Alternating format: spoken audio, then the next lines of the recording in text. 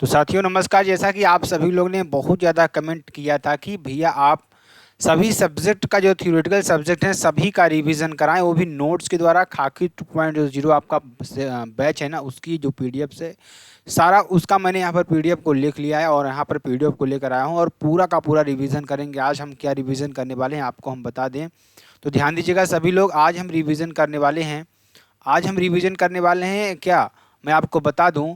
तो आज हम रिवीजन करने वाले हैं केमिस्ट्री को। किसको? केमिस्ट्री को रिवीजन करेंगे अच्छी तरीके से, ठीक है ना। केमिस्ट्री को रिवीजन करेंगे और एकदम बेहतरीन तरीके से आपको हम समझाने वाले हैं, ठीक। सभी लोग क्या करेंगे, वीडियो को शेयर कर देंगे, लाइक कमेंट सब्सक्राइब जरूर कर देंगे, साथ ही साथ आप सभी लोग बेल आइकन को ज़रूर दबा लीजिएगा, ठीक है ना। चलिए ध्यान दीजिएगा सभी लोग अच्छी तरीके से।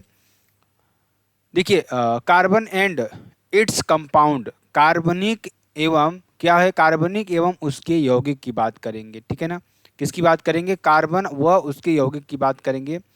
सबसे पहले क्या आता है हमारा, देखिए फास्ट रिवीजन कर रहे हैं तो हम लोग अच्छी तरीके से समझ रहे हैं कि अच्छी तरीके से हम क्या करेंगे, फास्ट रिवीजन करने वाले हैं, ठीक है ना।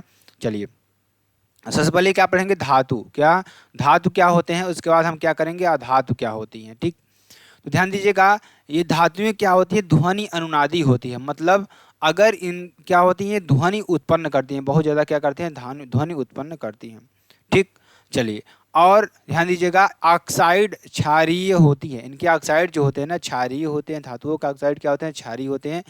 और अधातु के ऑक्साइड क्या होते हैं, अम्लीय होते हैं। जैसे एग्जाम्पल तौर पर मैं आपको बता दूं, क्या हो जाएगा, SO2। क्या?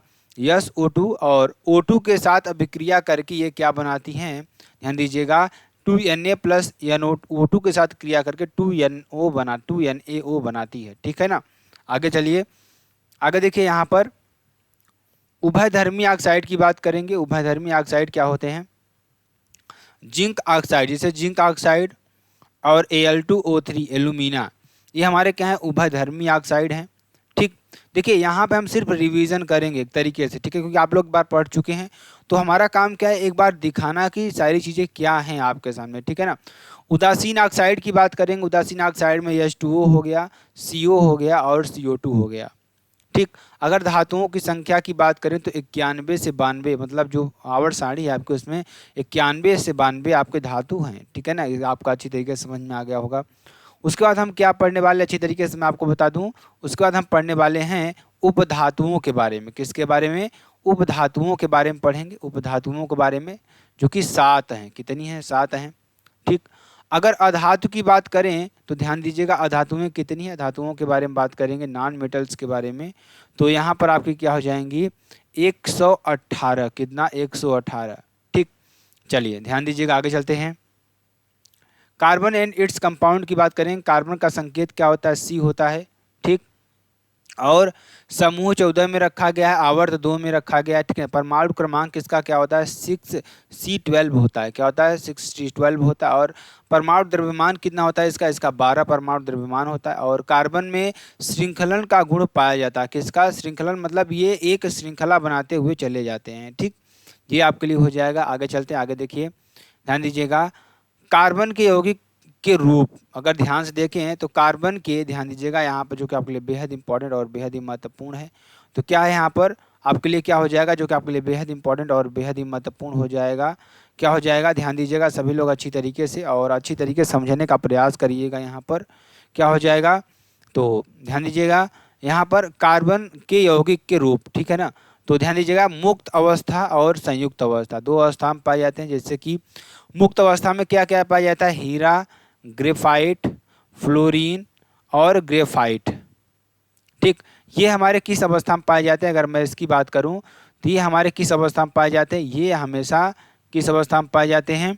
ये मुक्त अवस्था में पाए जाते हैं। अगर मैं बात करूं संयुक्त अवस्था, जो कि जुड़े हुए रहते हैं, तो संयुक्त अवस्था में जैसे आपका क्या हो गया, CO2 हो गया, CO हो गया और कोयला, ये हमेशा क्या होते हैं, संयुक्त अवस्था में पाए जाते हैं। जैसे CaCO3 हो गया, चारकोल हो गया, ठीक। और जैसे CH4, C6H12O6 और पेट्रोल, ये हमारे हमारे से क्या होते हैं, संयुक्त अवस्था में हमारे पाए जाते हैं हमेशा, ठीक। चलिए, कार्बन क्या होता है, अपरूपता को दर्शाता है। कार्बन क्या होता है, अपरूपता को दर्शाता है। और वे पदार्थ, आगे पढ़ेंगे, वे पदार्थ जिनके यौगिक गुण भिन्न भिन्न होते हैं, परंतु रासायनिक गुण समान होते हैं। ठीक, ये कार्बन क्या होते हैं, कार्बन क्या होते हैं, कार्बन में होते हैं वे पदार्थ जिनके भौतिक गुण अलग अलग, भौतिक गुण क्या होते हैं, अलग अलग होते हैं, लेकिन जो उसके रासायनिक गुण होते हैं ना वो समान होते हैं। ठीक, उदाहरण तौर पर जैसे ध्यान दीजिएगा, हीरा हो गया, ग्रेफाइट हो गया, हमारे कार्बन की होगी।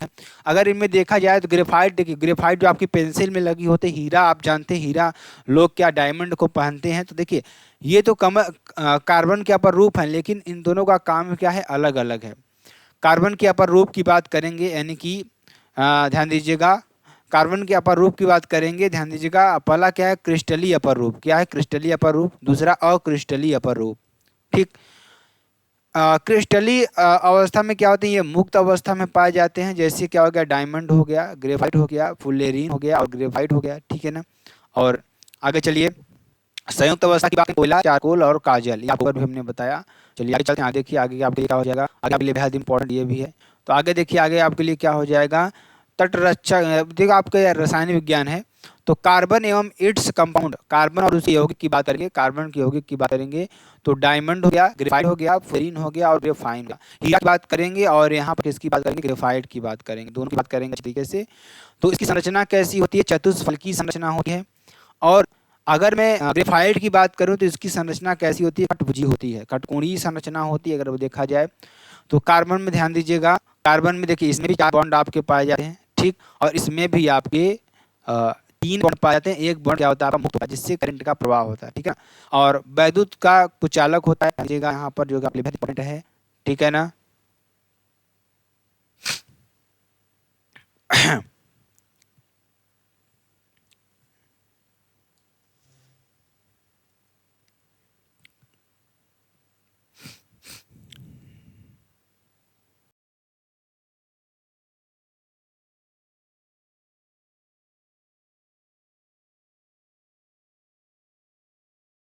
प्रकार का चालक है, कुचालक, अर्धचालक और मुक्त चालक, इस तरीके से पूछ सकता है। तो आपको क्या बताना है उसमें, जो वैद्युत का कुचालक होता है, क्या होता है, कुचालक होता है, और वैद्युत का क्या होता है, सुचालक होता है, ग्रेफाइट, क्योंकि इसमें एक इलेक्ट्रॉन जो होता है ना वो मुक्त होता है। ठीक, इसका बंध कोण कितना होता है, 109.5 डिग्री, और इसका बंध कोण कितना होता है, 120 डिग्री आपका होता है। ठीक, चलिए बंध दूरी की बात करेंगे तो इसकी बंध दूरी 1.54 एंगस्ट्रॉम, और इसकी बंध दूरी क्या होती है, 1.42 से 1.45 एंगस्ट्रॉम तक होती है। अगर मैं परिधीय संरचना इसमें नहीं होती, इसमें कोई परत आपकी नहीं दिखती है, लेकिन इसमें आपकी क्या होती है, परिधीय संरचना होती है, एक परत के रूप में इसमें बना रहता है। ठीक है ना। इसका संकरण क्या होता है, sp3 संकरण होता है, और इसका क्या होता है, sp2 संकरण होता है।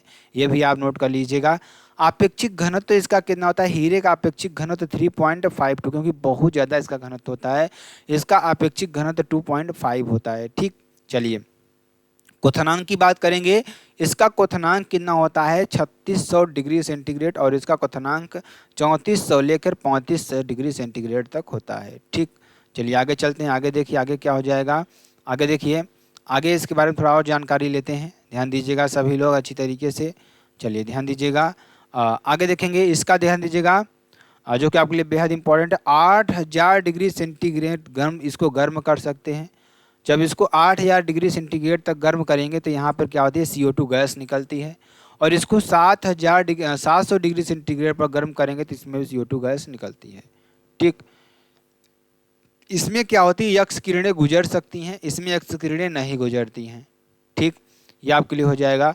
इसका अपूर्णांक कितना होता है, 2.5 होता है, इसका अपूर्णांक कितना होता है, 2.23 होता है। इसमें आप देखेंगे ना, इसमें हिंदी और इंग्लिश दोनों भाषाओं में लिखा हुआ है, तो हम हिंदी वाला अच्छी तरीके से पढ़ा रहे हैं, आपको अच्छी तरीके से समझ में आएगा। ठीक है ना, क्योंकि बहुत ज़्यादा खिचड़ी नहीं करनी है, हमको सिर्फ रिवीजन करना है हम लोगों को।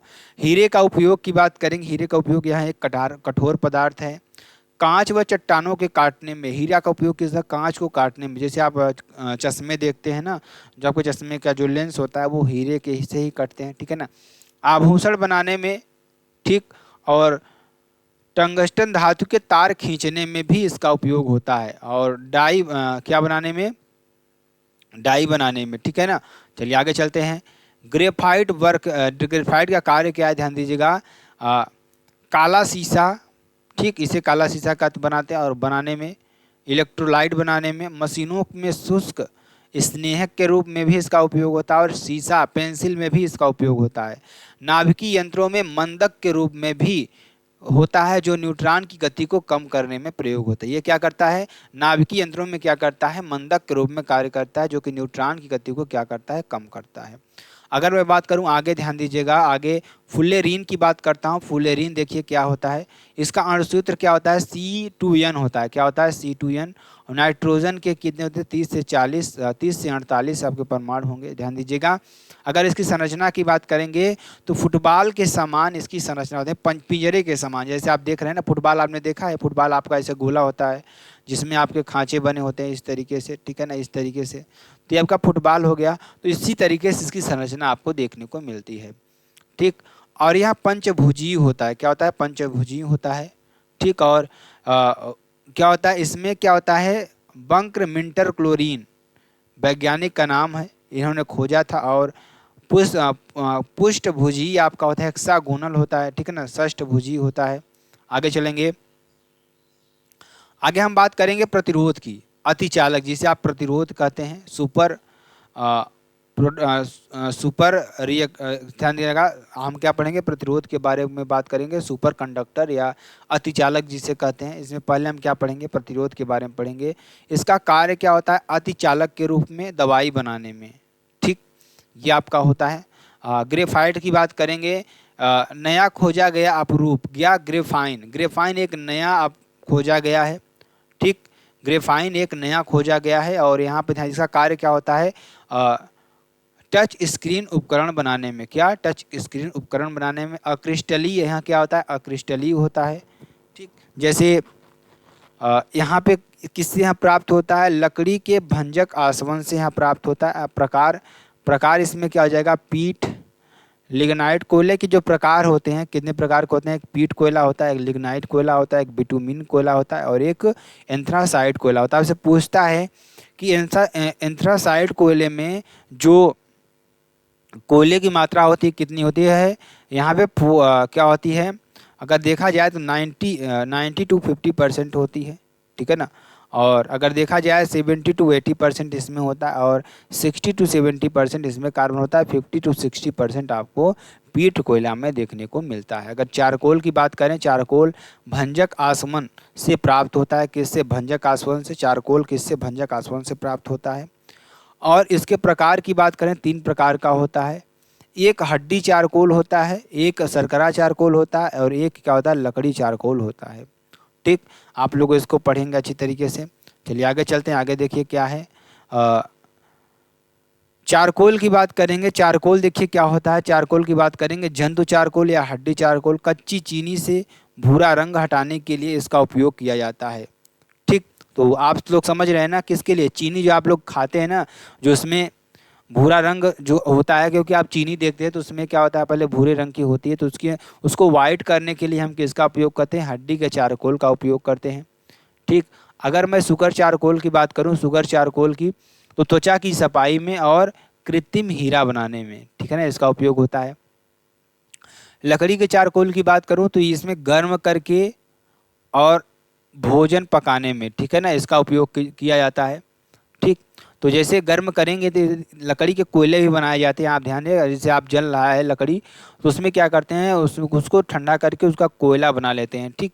तो इसको भोजन पकाने में यूज करते हैं। काजल, क्या, काजल के रूप में। तेल को बाती जलाने में, क्या, तेल की बाती जलाने में इसका उपयोग होता है। कच्चे पदार्थ की बात करेंगे तो पेट्रोलियम का प्रभाजी आसवन की बात करेंगे। प्राकृतिक गैस कब से कितने कार्बन से कितने कार्बन तक मिलती है, कार्बन 1 से लेकर 4 तक के। इसका क्वथनांक 30 डिग्री सेंटीग्रेड और गैसीय ईंधन कार्बन ब्लैक के रूप में, इसे क्या कहते हैं, गैसीय ईंधन या कार्बन ब्लैक के रूप में इसका उपयोग करते हैं। पेट्रोलियम ईथर की बात करें, कार्बन 7 से लेकर 10 तक, इसका क्वथनांक कितना होता है, 30 डिग्री सेंटीग्रेड और यह शुद्ध दाई के लिए उपयोग में लाया जाता है, ठीक। चलिए, और ऐसे ही आप पेट्रोल की बात करेंगे, इसमें कार्बन 7 से लेकर 10 तक होता है। क्वथनांक 20-100 डिग्री सेंटीग्रेड होता है। वाहनों में ईंधन के रूप में इसका उपयोग होता है। केरोसिन की बात करेंगे, इसमें कार्बन की संख्या 11 से 15 तक होती है। इसका क्वथनांक कितना होता है, 76 डिग्री सेंटीग्रेड से 200 डिग्री सेंटीग्रेड तक होता है। और प्रकाश उत्पन्न करने में घरेलू ईंधन में भी इसका उपयोग होता है, ठीक। डीजल की बात करेंगे, डीजल में कार्बन 16 होते हैं, कार्बन 16 से 20 तक होते हैं। क्वथनांक 25 डिग्री सेंटीग्रेड से 350 डिग्री सेंटीग्रेड तक होता है और इसमें वाहनों के ईंधन के रूप में उपयोग होता है, ठीक। इसमें बात करेंगे तो कागज में 21 से 31 तक होते हैं और 350 डिग्री सेंटीग्रेड से 400 डिग्री सेंटीग्रेड तक इसका उपयोग होता है। इसमें यह क्या घर्षण करने वाले पदार्थ होते हैं, ठीक है ना, घर्षण करने वाले पदार्थ होते हैं। ठीक, आगे चलते हैं, आगे देखिए क्या इंपॉर्टेंट है। अगर हम बात करें केमिस्ट्री विज्ञान की तो ध्यान दीजिएगा, इसका मतलब क्या होता है कीमिया, कीमिया ठीक है ना, या देश है कीमिया क्या है, एक देश है मिस्र जो इजिप्ट में है और इसका मीनिंग होता है ब्लैक से या मिट्टी। ठीक, अगर केमिस्ट्री के पिता की बात करें तो एंटोनी लवोइजियर है। ठीक, किताब द एलिमेंट्स ऑफ केमिस्ट्री। ठीक, आपके द्रव्यमान संरक्षण का नियम दिया उन्होंने, द्रव्यमान संरक्षण का नियम दिया, जैसे इसका कहा A + B मिलकर क्या बनाते हैं, AB बनाते हैं। ठीक है, इस तरह से OH + O क्रिया करके H2O बनता है। तो इसमें उन्होंने कहा कि जैसे कि यहाँ के 2 हाइड्रोजन और 16 ऑक्सीजन का परमाणु भार होता है, तो यहाँ पर देखिए अगर इधर 18 है तो इधर भी आपको 18 मिलेगा। ठीक है, रिएक्टेंट और अभिकार का उत्पाद की मात्रा हमेशा क्या होती है, समान होती है। हाइड्रोजन का नामकरण किसने किया, ध्यान दीजिएगा, हाइड्रोजन की खोज हेनरी कोविंडिस ने किया। हेनरी कोविंडिस ने किया। अगर आपसे पूछता है कि हाइड्रोजन की खोज किसने की, तो आपको बताना है हेनरी कोविंडिस ने किया। ठीक है ना। अगर मैं बात करूं मैटर या पदार्थ की बात करूं, ध्यान दीजिएगा, मैटर या पदार्थ की बात करूं तो मैटर या पदार्थ क्या होता है, एटम इट्स स्ट्रक्चर, परमाणु की संरचना, क्या परमाणु व उसकी संरचना। इसमें क्या होता है, धातु होता है, अधातु होता है, उपधातु होता है। ठीक है ना। आगे पीरियोडिक टेबल अवसानी की बात करें, अवसानी में अम्ल, क्षार, लवण, मिश्र धातु, प्लास्टिक रेसे और यहाँ रेसे और कार्बन और उसके यौगिक पढ़े और अभिक्रिया के बारे में पढ़ेंगे। चलिए पहले पदार्थ के बारे में पढ़ते, पदार्थ की होता क्या है। ठीक है ना।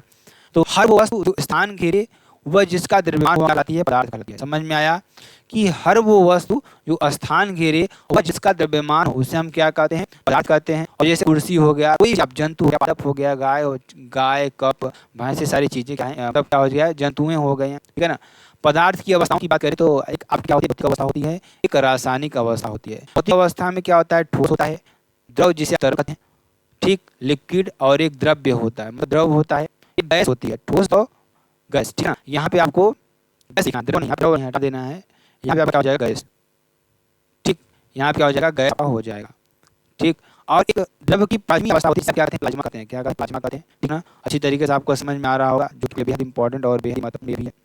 ठीक, चलिए अगर हम रासायनिक अवस्था की बात करें, रासायनिक अवस्था में शुद्ध अवस्था और अशुद्ध अवस्था। ठीक, शुद्ध अवस्था में क्या एलिमेंट्स आते हैं और यौगिक आते हैं, कंपाउंड होते हैं, और अशुद्ध अवस्था में मिश्रण आते होते हैं। है ना। चलिए एक एक चीज को पढ़ते हैं तरीके से, जो कि आपके लिए बेहद महत्वपूर्ण है। ठोस की बात करेंगे, आकार व आयतन इसका क्या होता है, निश्चित। ठोस की बात करें तो इसमें इसका आकार होता है, वो आयतन होता है, निश्चित होता है।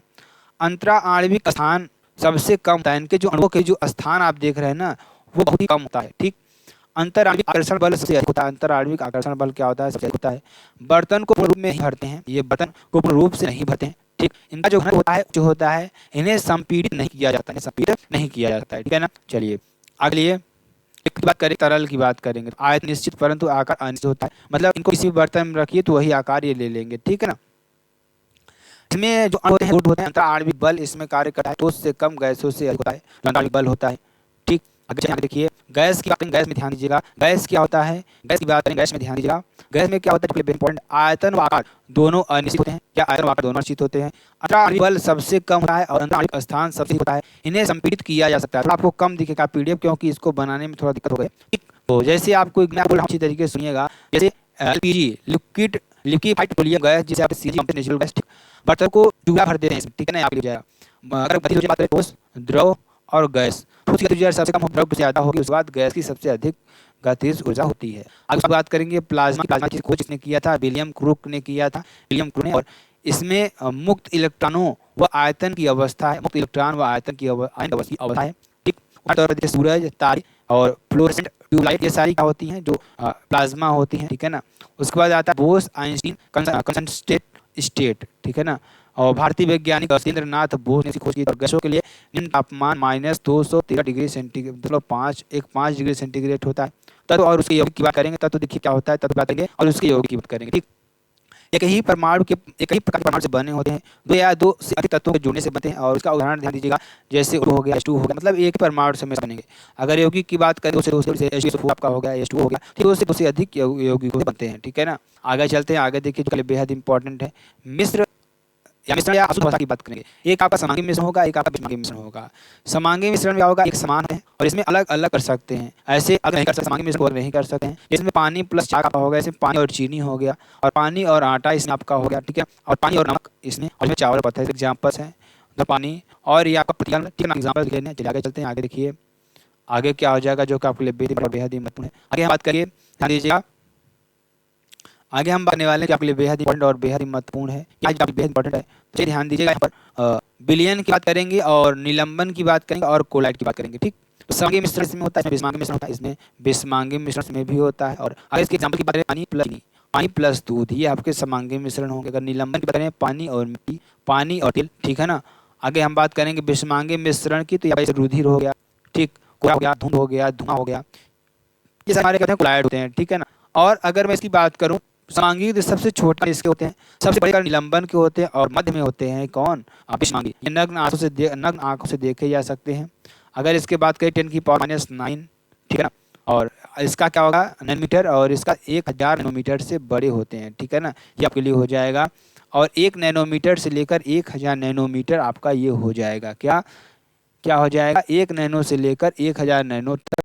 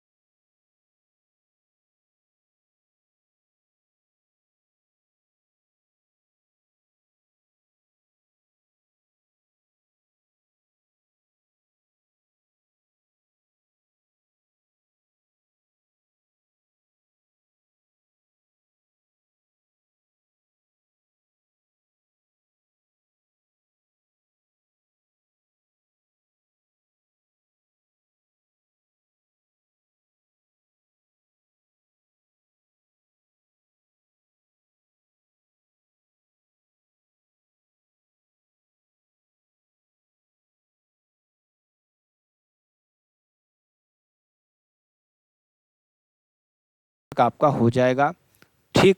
और ध्यान दीजिएगा इसमें 10⁻⁻9 से 10⁻⁻6 के मध्य आपका होता है, ठीक।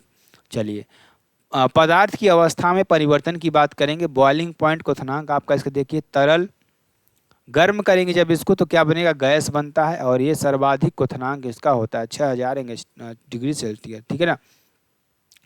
एल्कोहल की बात करेंगे तो 78 डिग्री सेंटीग्रेड होता है। पर पानी की बात करें 100 डिग्री सेंटीग्रेड या 212 डिग्री फ़ारेनहाइट होता है। और Hg की बात करें तो 356 डिग्री सेंटीग्रेड। और मोम की बात करें 37 से 40 डिग्री सेंटीग्रेड आपका होता है। पिघलना या मेल्टिंग पॉइंट गलनांक किसी का जैसे ठोस किसमें गर्म करेंगे तो तरल में जब होता है तो इसे हम क्या कहते हैं, गलनांक कहते हैं। Hg गलनांक कितना होता है -39 डिग्री सेंटीग्रेड। और बर्फ का कितना होता है 0 डिग्री सेंटीग्रेड आपका होता है। हिमांक बिंदु की बात करेंगे, जब तरल को हम किसमें, तरल को ठंडा करेंगे तो यह मैं ठोस में बदलेगा, इसे आप हिमांक कहते हैं। एल्कोहल का हिमांक के बिंदु -114 डिग्री सेंटीग्रेड। और सब्लिमेशन का या ऊर्ध्वपातन का क्या हो जाएगा, ऊर्ध्वपातन क्या होता है, ठोस को जब हम गर्म करेंगे तो सीधा क्या होगा, गैस में बदल जाएगा। जैसे आपका कपूर हो गया, नेप्थलीन की गोली हो गई, ठीक है ना। चलिए, और अमोनियम क्लोराइड बात करेंगे, अमोनियम क्लोराइड जिसे आप NH4Cl कहते हैं। और शुष्क बर्फ की बात करेंगे, CO2 ड्राई आइस आपका हो जाएगा आयोडीन और एंथ्रीसीन, ठीक है ना। संघनन की बात करें, गैस को जब हम ठंडा करेंगे तो लिक्विड में बदलता है, तो इस क्रिया को हम क्या कहेंगे, संघनन कहेंगे। जैसे बादलों का निर्माण, पानी जब नीचे गिरता है तो वो बाष्प बन के ऊपर जागता है और फिर पुनः बादल बन के क्या होता है, बरसता है, ठीक है ना। एसिड बेस साल्ट, ठीक है ना, अम्ल क्षार लवण की बात करेंगे। चलिए, अम्ल जो होता है स्वाद में क्या होते हैं, खट्टे होते हैं, और बेस क्या होते हैं, स्वाद में कड़वा होता है, ठीक। जलीय विलयन में आयन देते हैं और जलीय विलयन में OH आयन देते हैं, ये जलीय विलयन में H+ आयन देते हैं। अम्ल की बात करेंगे, ठीक। और ध्यान दीजिएगा, लिटमस पेपर को नीले से लाल कर देते हैं, ठीक। ये लाल से क्या कर देता है, नीला कर देता है, अगर वो क्षारीय होगा तब। इसका pH कितना होता है, 0 से 6.9 होता है। ये प्रबल अम्ल होते हैं, ठीक। दुर्बल अम्ल की बात करेंगे 3.1 से 6.9, ठीक है ना। चलिए, पैमाना की बात करें, खोज इसकी सोरेनसन ने किया था। प्रबल अम्ल HCl HNO3, नाइट्रिक अम्ल जिसे कहते हैं H2SO4, सल्फ्यूरिक अम्ल। क्षार की बात करेंगे HCl HNO3, ठीक है ना। अगर नोबेल धातुओं की बात करें तो नोबेल धातुओं की सफाई और विलयन में इसमें क्या होता है, 3:1 में मिलाया जाता है, जैसे सोना, चांदी, इस सब के निर्माण में इसका उपयोग किया था। अम्लीय वर्षा की बात करेंगे, ये विस्फोटक बनाने में, क्या HNO3 को विस्फोटक बनाने में, जैसे TNT हो गया, RDX हो गया। H2SO4 की बात करेंगे तो ये बैटरी अम्ल बनाने में, अम्लों का राजा इसे कहा जाता है, रसायनों का राजा, तेल थोथा बनाने में इसका उपयोग किया था। नीला थोथा की बात करेंगे, ये आपसे डायरेक्टली पूछ भी लेता है कि नीले थोथे का फार्मूला क्या होता है, ठीक है ना, आपसे डायरेक्टली पूछ भी लेता है।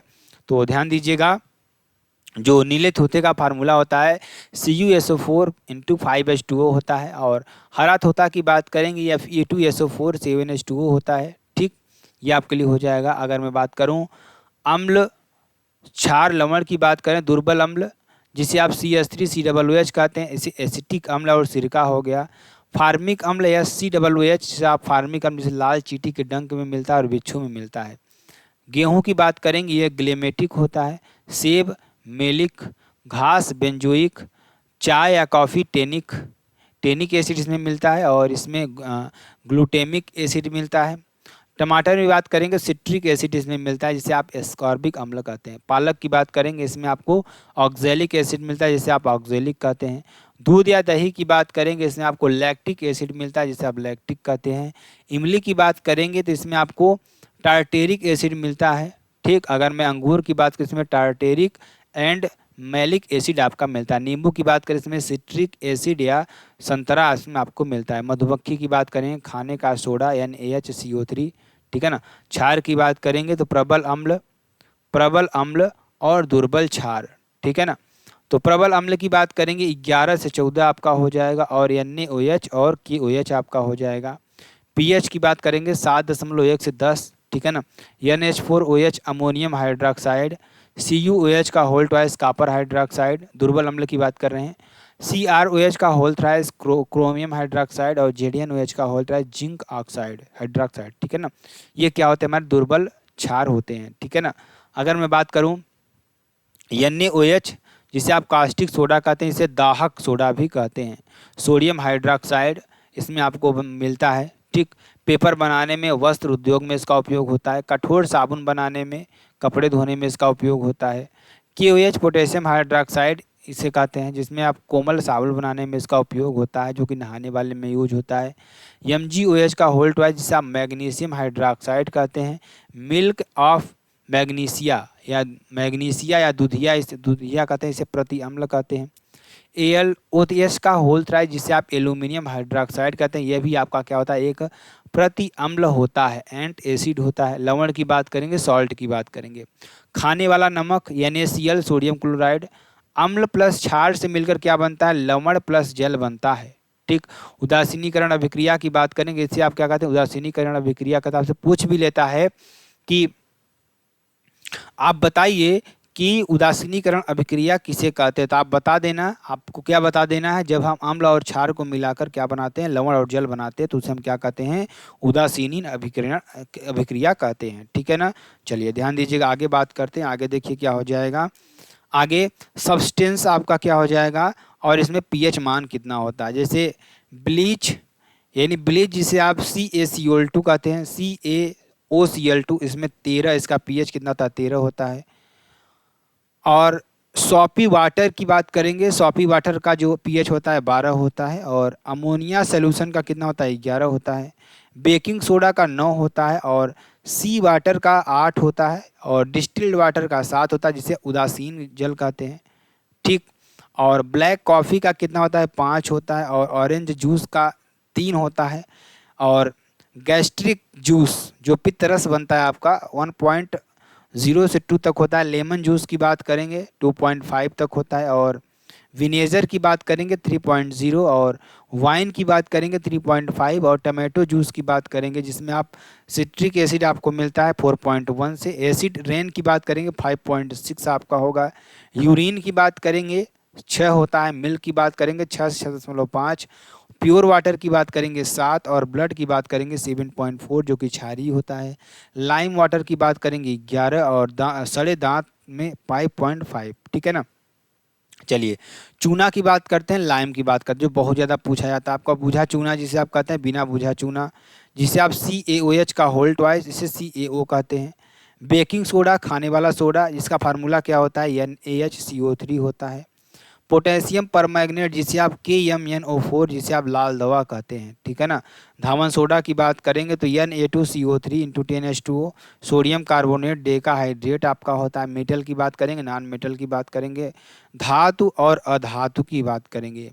पदार्थ जो इलेक्ट्रॉन त्यागते हैं वो धातु कहलाते हैं। जो तत्व जो इलेक्ट्रॉन ग्रहण करते हैं उसे हम क्या कहते हैं, अधातु कहते हैं। वैद्युत धनात्मक होते हैं, ये वैद्युत ऋणात्मक होते हैं अधातु में। ये कठोर ठोस में मिलती हैं, ये क्या होती हैं, कोमल होती हैं। और ये गैसीय अवस्था में भी मिलती हैं। ठीक। अपवाद की बात करेंगे, पारा क्या है, जो कि तरल अवस्था में रहता है, जो कि ठोस है और धातु है। और हीरा की बात करेंगे, हीरा जो कि सबसे कठोर पदार्थ है, जो कि अधातु है। द्रव अवस्था की बात करेंगे, ब्रोमीन। ठीक। चलिए आगे चलते हैं। सोडियम या पोटेशियम की बात करें, के की बात करेंगे, चाकू से काटा जा सकता है, सर्वाधिक क्रियाशील होते हैं। मिट्टी के तेल में इसको रखा जाता है। ठीक है ना। आगे बात करेंगे सीजियम या गैलियम की बात करेंगे, हथेली पर यहाँ क्या होती है, पिघल जाती है। ठीक। विद्युत की सुचालक होती है। और ये क्या होता है, विद्युत सीसा लेड हो गया। सर्वाधिक सुचालक कौन होता है, चांदी होती है। सबसे सर्वाधिक सुचालक चांदी। विद्युत कुचालक की बात करेंगे, जैसे ग्रेफाइट आपका हो गया। ठीक है ना। चलिए परमाणु की बात करेंगे। परमाणु देखिए, परमाणु संरचना का तरबूज मॉडल किसने दिया था, जे टॉमसन ने दिया था। आपसे पूछता है कि परमाणु संरचना का तरबूज मॉडल किसने दिया था, जे टॉमसन ने दिया था। परमाणु संरचना से संबंधित अल्फाकण प्रकीर्णन प्रयोग रदरफोर्ड ने किया था। परमाणु के अंदर नाभिक की खोज किसने की थी, तो परमाणु के अंदर नाभिक की खोज किसने की थी, आपको ये बताना है, रदरफोर्ड ने की थी। परमाणु क्रमांक या जेड किसे कहते हैं, तो किसी भी परमाणु के नाभिक में उपस्थित प्रोटॉनों की संख्या को उसका परमाणु क्रमांक कहते हैं। किसी भी परमाणु के नाभिक में उपस्थित प्रोटॉनों की संख्या को उसका नाभिक कहते हैं या उसका परमाणु क्रमांक कहते हैं। नीचे नीचे की ओर लिखते हैं हमेशा, नीचे की ओर ये आपका परमाणु क्रमांक होता है। ठीक। और Z बराबर क्या होता है, P परमाणु क्रमांक बराबर प्रोटॉनों की संख्या होता है। Z बराबर P बराबर E परमाणु क्रमांक यानी प्रोटॉन यानी इलेक्ट्रॉनों की संख्या आपका होता है। आगे परमाणु द्रव्यमान या द्रव्यमान संख्या, परमाणु भार आपका क्या होता है, किसी परमाणु के नाभिक में उपस्थित प्रोटॉनों व न्यूट्रॉनों की संख्या होती है। तत्व के ऊपर लिखते हैं, इसमें आपके यहाँ ऊपर लिखा हुआ है परमाणु द्रव्यमान है और नीचे क्या है, परमाणु क्रमांक। ठीक।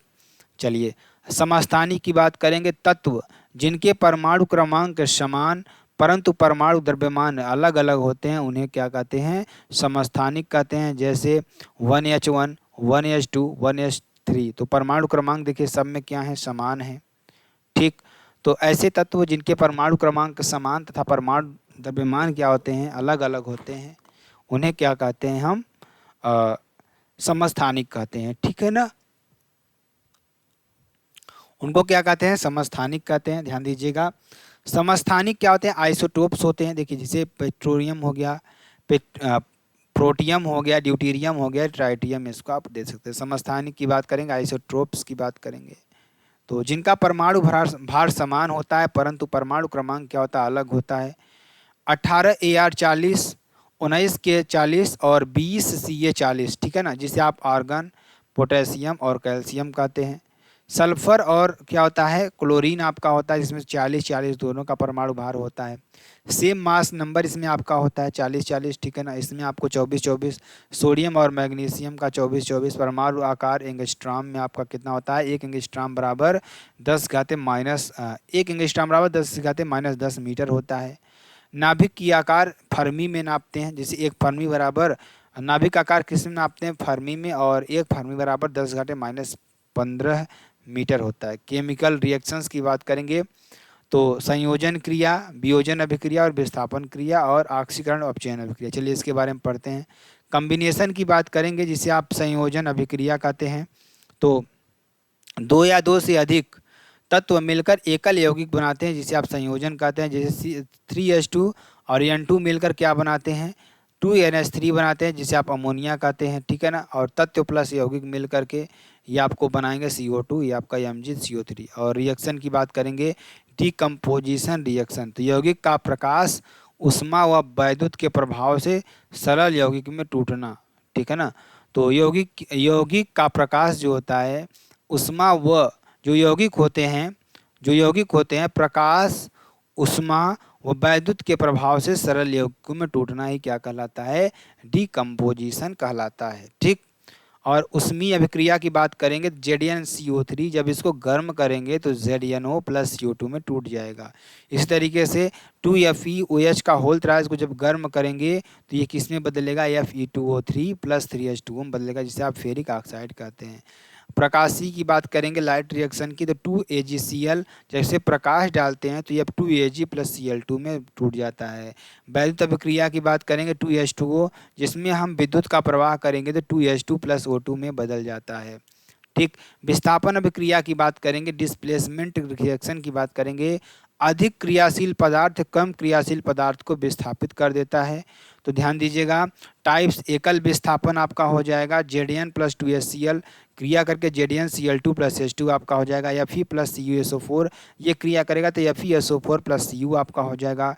द्विविस्थापन की बात करेंगे तो KBr प्लस AgNO3 जब क्रिया करेगा तो KNO3 प्लस AgBr में आपका बदल जाएगा। HCl प्लस NaOH जब क्रिया करेगा तो NaCl प्लस H2O में आपका बदल जाएगा। ऑक्सीकरण अपचयन की बात करेंगे तो ध्यान दीजिएगा, ऑक्सीकरण हमेशा क्या होता है, ऑक्सीजन जुड़ता है। आप इतना ध्यान दीजिएगा, ऑक्सीकरण में ऑक्सीजन जुड़ता है और इसमें H2 जुड़ता है। अपचयन अभिक्रिया में हाइड्रोजन जुड़ता है, ठीक। जैसे C प्लस O2 CO2 आपका बन गया ऑक्सीकरण अभिक्रिया, H2 प्लस S या H2S कहते हैं। ये हमेशा इलेक्ट्रॉन को क्या करता है, त्यागता है, और इलेक्ट्रॉन की हमेशा प्राप्ति करता है। जैसे एक इलेक्ट्रॉन त्याग करके ये प्लस में हो जाता है, Na प्लस हो जाता है, एक इलेक्ट्रॉन ये ग्रहण करके Cl माइनस बना लेता है, ठीक। चलिए आगे बात करेंगे, यस ब्लॉक की बात करेंगे। ग्रुप कौन कौन से ग्रुप में होता है, ग्रुप 1 और 2 तत्व एलिमेंट हाइड्रोजन को छोड़कर, ठीक है ना। तो ग्रुप में ध्यान दीजिएगा, क्षारीय धातु कहते हैं इन्हें। ग्रुप 1 को क्या कहते हैं, क्षारीय धातु कहते हैं। ग्रुप 2 को क्या कहते हैं, क्षारीय मृदा धातु और क्षारीय पृथ्वी धातु कहते हैं, ठीक। अगर मैं बात करूं डी ब्लॉक की तो ध्यान दीजिएगा, डी ब्लॉक में ग्रुप 3 से लेकर 12 तक धातुएं आपकी होती हैं। इसमें आपकी संक्रमण धातुएं मिलती हैं, ठीक। नोबल धातु इसी ब्लॉक में आते हैं, जैसे Au हो गया, Ag हो गया, Pt हो गया, ठीक। और मैं बात करूं सबसे कठोर धातु इसी में पाई जाती है और सबसे बड़ा ब्लॉक यही है, ठीक है ना। पी ब्लॉक की बात करेंगे, समूह इसमें ग्रुप 13 से लेकर 18 तक होता है, जिसमें 0 ग्रुप भी कहते हैं। सभी प्रकार के तत्व धातु, अधातु व उपधातु में इसमें पाई जाती हैं। ओ फैमिली जिसे आप कल्कोजन कहते हैं, कल्कोजन कहते हैं, ठीक। और एन फैमिली जिसे आप निक्टोजन कहते हैं, और ग्रुप 7 जिसे आप हैलोजन कहते हैं, इसमें आपको क्लोरीन, ब्रोमीन, आयोडीन इसमें आपको मिलते हैं, ठीक है ना। क्लोरीन की बात करेंगे, सर्वाधिक वैद्युत बंधुता इसमें पाई जाती है और पानी शुद्ध करना इसका काम होता है। वैद्युत ऋणात्मकता सर्वाधिक होती है फ्लोरीन की। अगर मैं बात करूं जीरो ग्रुप जिसे आप 18 नंबर कहते हैं, जिसे आप नियान, ठीक है, निर्वात नलिका बनाते हैं, इससे सूचक बनाए जाते हैं, ठीक है ना। चलिए, जैसे जीनान हो गया, जीनान इसे अनजान गैस कहते हैं, ये किसी से जल्दी क्रिया नहीं करती। आर्गन की बात करेंगे, सर्वाधिक वायुमंडल में उपस्थित है आर्गन गैस। नोबल गैस की बात करेंगे, अष्टक पूर्ण, भारी कक्षा में इसमें 8 इलेक्ट्रॉन होते हैं, जिसे आप नोबल गैस कहते हैं। परमाणु और उनकी संरचना की बात करेंगे, परमाणु महर्षि कणाद ने दिया था परमाणु शब्द का नाम। और परमाणु सिद्धांत की बात करेंगे, पदार्थ का सूक्ष्मतम कण है, अविभाज्य कण है ये, ठीक है ना, परमाणु अविभाज्य कण है। उप परमाणविक कण जैसे इलेक्ट्रॉन, प्रोटॉन, न्यूट्रॉन। ये इलेक्ट्रॉन क्या होता है, ऋणात्मक होता है, E- से प्रदर्शित करते हैं। और प्रोटॉन क्या होता है, धनात्मक आवेश होता है, जिसे P+ से कहते हैं। और न्यूट्रॉन क्या होता है, उदासीन होता है, जिसे आप N न्यूट्रल से प्रदर्शित करते हैं। इलेक्ट्रॉन की बात करेंगे तो ध्यान दीजिएगा, इलेक्ट्रॉन की खोज किसने किया था? इलेक्ट्रॉन की खोज थॉमसन ने किया था 1897 ईस्वी में, कैथोड किरण कैथोड रे में। इसका द्रव्यमान 9.1 × 10⁻31 kg होता है। आवेश की बात करेंगे 1.6 × 10⁻19 कूलाम आता होता है, ठीक है ना। अगर प्रोटॉन की बात करेंगे, इसका जो खोज की थी किसने की थी? 1886 में गोल्डस्टीन ने की थी। और रदरफोर्ड ने 1917 ईस्वी में इसकी व्याख्या किया था, जिसे एपिनोड किरण कहते हैं। द्रव्यमान, इसका द्रव्यमान कितना होता है? 1.6 × 10⁻27 kg। आवेश की बात करेंगे तो 1.6 × 10⁻19 कूलाम। न्यूट्रॉन की बात करेंगे, इसकी खोज चैडविक ने की थी 1932 ईस्वी में। और ये क्या होता है? उदासीन होता है। और मास द्रव्यमान की बात करेंगे 1.674 10⁻27 kg। आवेश की बात करेंगे, इसका आवेश क्या होता है? 0 होता है। परमाणु की बात करेंगे, देखिए ये आपका परमाणु का नाभिक हो गया, इसकी खोज रदरफोर्ड ने की थी, ठीक है ना। चलिए आगे चलते हैं, हम बात करेंगे धातु और अधातु की। ये आघात वर्धनीय होते हैं, इसका पतली चादर बनाया जाता है। ये आघात वर्धनीय नहीं होते हैं, भंगुर होते हैं, ठीक। सर्वाधिक आघात वर्धनीय सोना होता है, ठीक। तन्यता का गुण अनुपस्थित होता है, तन्यता का गुण इसमें होता है। सर्वाधिक तन्य धातु है Au, ठीक। और ऑक्साइड अम्लीय प्रकृति के होते हैं इसके। ये ध्वनि अनुनादी होती है, इसमें ध्वनि अनुनादी नहीं होते हैं। इसमें चमक होती है, और अपवाद में जैसे हीरा में चमक होती है, सफ़ेद फास्फोरस में चमक होती है, अधिक क्रियाशील होते हैं। पानी में डुबाकर रखते हैं, इसे कब्रिस्तान की आग जिसे कहते हैं, माचिस की तीली, लाल फास्फोरस होते हैं। अधातु की बात करेंगे तो जैसे अर्धचालक होते हैं ये, ठीक। धातु और अधातु दोनों गुण इसमें आपके पाए जाते हैं। एग्जाम्पल जैसे बोरान हो गया, सिलिकॉन हो गया, सिलिकॉन का सोलर पैनल बनाया जाता है। जर्मेनियम हो गया, आर्सेनिक हो गया। उभयधर्मी ऑक्साइड की बात करेंगे, अम्ल तथा क्षार दोनों होते हैं इसमें। जैसे एल्यूमिना हो गया Al2O3, और जिंकाइड क्या हो गया? ZnO हो गया, ठीक है ना। अगर मैं बात करूं, ध्यान दीजिएगा, उदासीन ऑक्साइड की बात करूं तो CO carbon monoxide, N2O nitrous oxide हंसाने वाली गैस, NO नाइट्रिक ऑक्साइड। आवर्त सारणी की बात करेंगे, तत्वों की क्रमोत्त सारणी, जिसे आप साइंटिस्ट वैज्ञानिक कहते हैं, डोबराइनर ने, और न्यूलैंड ने, और मेंडलीव ने, और हेनरी मोजले ने, ठीक है ना। 1829 की बात करेंगे तो क्या हो जाएगा? त्रिकोणियम ला या ट्रायड ला की बात करेंगे, इसमें आपको 5 होते हैं, ठीक है ना। और आधार इसका बेस क्या होता है? बढ़ता हुआ परमाणु द्रव्यमान होता है। बढ़ते हुए परमाणु द्रव्यमान के क्रम में रखने पर बीच वाले तत्व का परमाणु द्रव्यमान पहले व तीसरे तत्व के परमाणु द्रव्यमान के औसत के बराबर होता है। न्यूलैंड का अष्टक नियम कब है? 1867 ईस्वी में। 56 पहला हाइड्रोजन अंतिम थोरियम, ठीक है ना। इसमें बढ़ता परमाणु क्रमांक परमाणु द्रव्यमान लिया गया था। इसे ऑक्टिव अष्टक नियम भी कहा जाता है। तत्वों को बढ़ते हुए परमाणु द्रव्यमान के आधार पर रखने पर पहले व 8वें तत्व के गुणधर्म समान होते हैं, ठीक है ना। मेंडलीव की बात करेंगे, द्विभात्री